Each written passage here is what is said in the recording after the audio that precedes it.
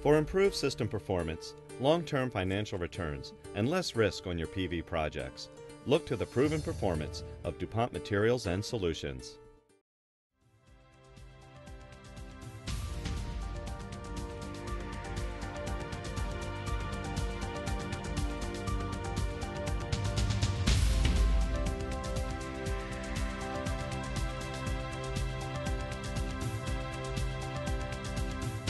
Hello and welcome to this week's PV Tech Newscast. Coming up, US anti-dumping case heading to the EU, Konarka Technologies files for bankruptcy, and China's Hanergy buys Qcells thin film subsidiary Solibro.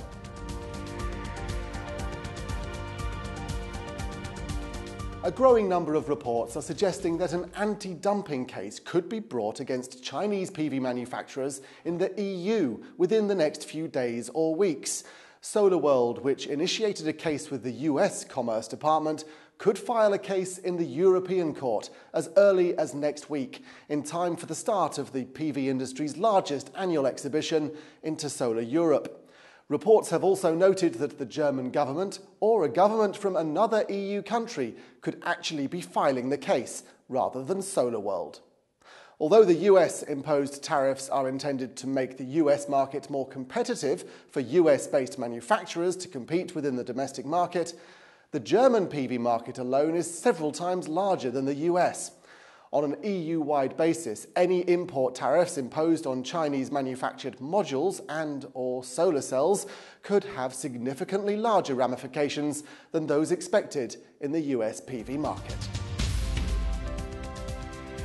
Another thin film firm has fallen victim to the solar shakeout. Failure to secure further funding has forced flexible thin film manufacturer Konarka Technologies into bankruptcy.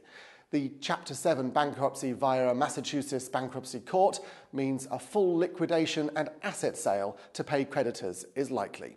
Since its initial venture capital funding in 2001, the company had raised around $190 million to develop and market its roll-to-roll organic photovoltaic technology. Konarka has debts of around $50 million. However, management noted the company had received potential offers to either acquire or provide further funding, including from the Chinese government. In this case, a court-appointed trustee would have to be responsible for any negotiations. Konarka follows numerous other PV manufacturers into bankruptcy, and especially those in the BIPV and BAPV markets, which are struggling to develop and expand. Energy conversion devices, Nuon, Helian Athos, Shuten Solar, Odasan and Selectia all focused in these areas.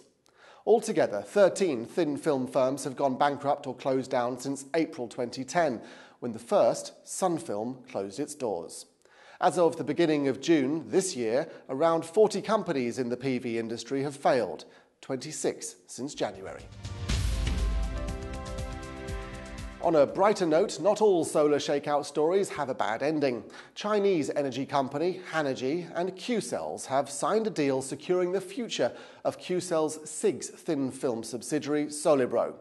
Hanergy is acquiring the firm and plans to ramp production to 100 megawatt, securing all the jobs as the company intends to meet demand for its high-efficiency modules in European markets. Financial terms were not disclosed.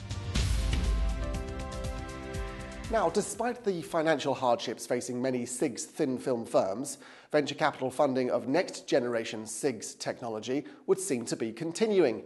A new round of funding led by OnPoint Technologies to the tune of $70 million has been provided to Nanosolar. The new financing is in addition to the $20 million received back in February. Nanosolar said that the funds would go towards faster commercialization, research and development, and the ramp of production. The company is focused on the ground-mounted utility market, having recently completed a 1-megawatt power plant project at a US military facility, Camp Roberts, in California. Officials said they have a manufacturing capacity in excess of 100 megawatt, with module deliveries committed to multiple international customers in the 2 megawatt to 11 megawatt range.